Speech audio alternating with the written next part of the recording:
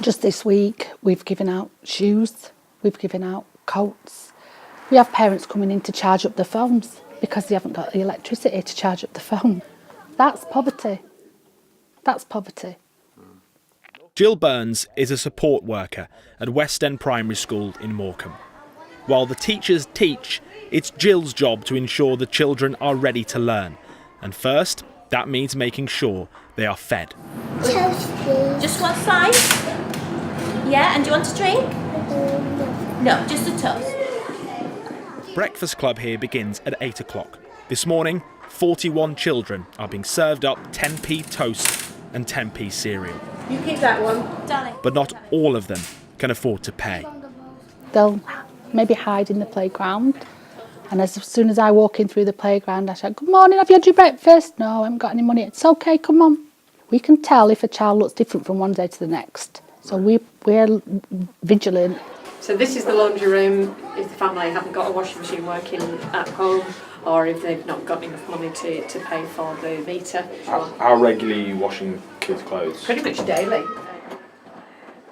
We've had parents that have passed out in the school hall just through doing without meals themselves. We've helped them to join in with the breakfasts that there are available within school. The parents? We've taken them as well to food banks. Are they exceptional circumstances? We probably have 2 or 3 families at any point in time that we're supporting to that extent. In this doctor's surgery, we find a food bank collection basket. The GP here is seriously concerned about the implications of children not eating properly. Rickets is where it's a condition that you normally see in developing countries where the bones are not forming properly, and it's usually associated with poverty because children are malnourished and not getting the things that they need. And so you've seen examples in Morecambe of children coming in with rickets? We are seeing things like rickets. We've seen rickets. We're seeing other conditions commonly now that are linked to malnourishment. I mean, forgive me, rickets feels like a condition which we've heard about, but we don't really see that often in kids these days. Yeah. It was probably quite common back in the Victorian times. We wouldn't expect to see this in a developed nation. Are you going to get ready for school? Yeah. Come on then. It's 7 a.m. in East Manchester. Zoe is getting ready to take 6-year-old Samara to school before she heads off to work as a carer for the elderly. Mummy takes me to breakfast club while she's at work, and then after breakfast club I go to school. In Morecambe, Michael and his mum are doing the same in the flat above the shop where she works part-time. Do you enjoy school? Do you like it? Yes. Do you? A lot. Do you? A lot? Both Zoe and Val work minimum wage jobs around looking after their children. At weekends, I go to my friend's house. So am I working this weekend? Yeah. But work alone isn't enough. Both need benefits to support their wages, but even then, both families are barely getting by. I can't earn more money because to earn more money you'd have to pay childcare. So I'd be paying more than I'd be earning. I hate being on the benefits. Absolutely hate it. And if I could cope without it, I would. We're not all lazy. Some of us do want to get off of it. Some of us want to work. I've worked since I was 14. It's not a great situation to be in. It's an awful situation to be in. When you're sitting wondering if you're going to be able to provide food for your child. It's heartbreaking. We had to go and use the food bank. How did you find that? Not degrading as such, but you wonder how you found yourself in that situation. What did I do wrong that I'm now here having to, bring my child along to help me get some food into the house for us to get by on. Like Zoe, Val would like to work more hours, but as a single parent, she needs to be home for when her son returns from school. Okay. When do you find out? Michael knows why we're filming with his mum and has something he wants to tell us about their situation. So sometimes when my mum tries getting me stuff, or I like stuff, I'm not always allowed it. And I have to get like to downgraded things. But I'm fine with that now, and I like it, and I like my life. I'm in Manchester, where the very idea of the Northern Powerhouse was first born. And today my journey begins here. I'm leaving the city centre and heading to Ellesmere Port, to one of the most important science parks in the whole of the north of England. Now, it's 35 miles away. If I drove, it would take me about 50 minutes, but today I'm going to get public transport to see how well connected Manchester is to other parts of our region. Now, the time now is 9:25, so let's see how long it takes me. We're heading to Thornton Science Park. Millions of pounds have been invested there as part of the Northern Powerhouse plan to challenge the dominance of London, Cambridge and Oxford in the field of science. I arrive at Manchester Piccadilly to discover there are no direct trains to Ellesmere Port.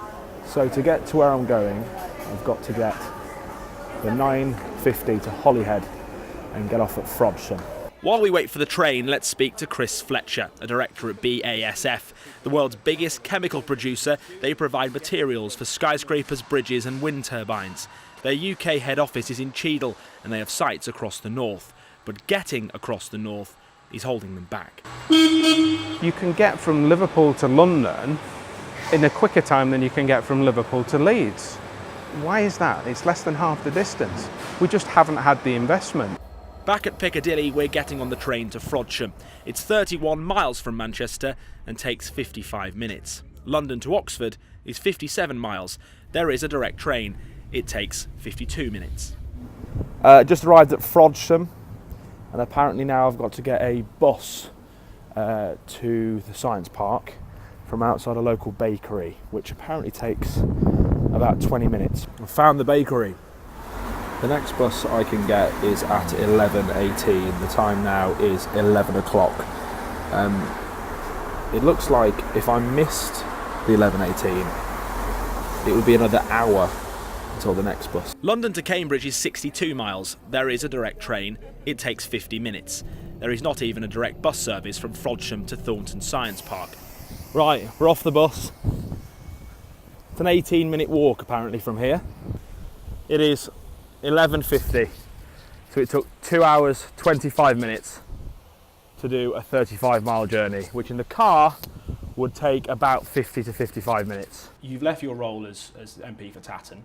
You're now living in London. You're working as the editor of the London Evening Standard. We're sat here interviewing you in your office in London.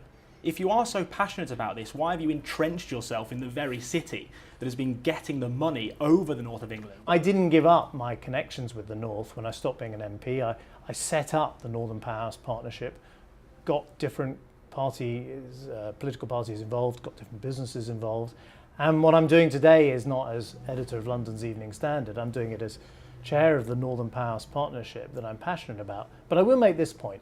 It's not a north v south issue in this country. You know, Britain It isn't, because the south has got so more, and if you look at the investment over the past decade, £59 billion more has gone into London than the north by way of transport infrastructure, and for 6 of those 10 years you were the Chancellor. So an apology of sorts from Mrs May and an announcement tonight, Daniel.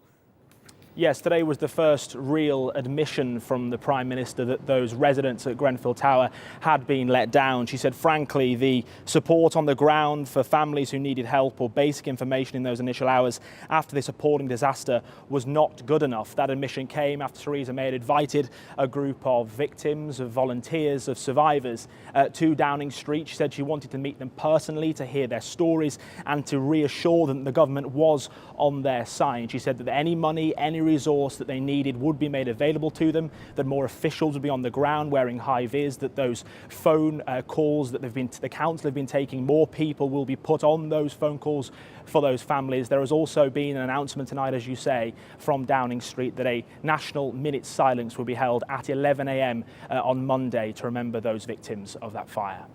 And Daniel, there's been a lot of anger directed personally at Mrs May over her handling of this. Just how damaging do you think it could be?